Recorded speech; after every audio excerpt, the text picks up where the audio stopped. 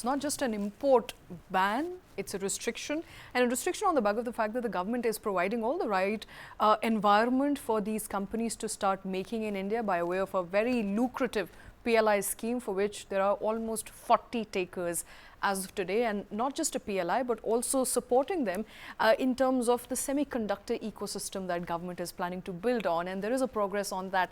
Micron on Friday has broken grounds in India to set up a semiconductor business. Absolutely. So I think a great sort of initiative. We remember what happened with Micron, and we'll come to the PLI story subsequently. But since you moved to Micron, it was in July this year that Prime Minister Modi had traveled to the US and was literally pushing for business ties between India and US, particularly in the space of technology. Remember the meetings he had with entrepreneurs like Elon Musk.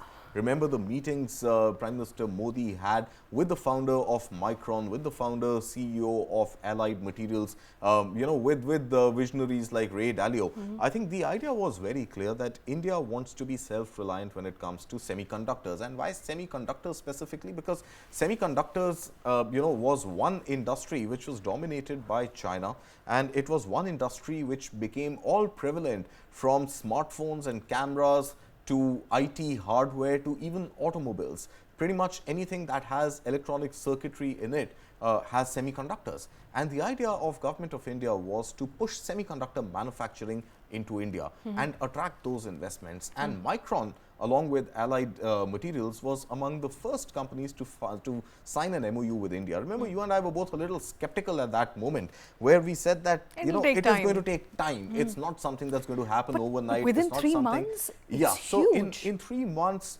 ground has been broken. Fresh ground has been broken, literally and metaphorically, where the factory site in Gujarat has been inaugurated. The foundation stone has been laid. And this is going to be a factory which is going to directly employ about 5,000 people in Gujarat. And output is expected to come out of that factory as early as the end of next year.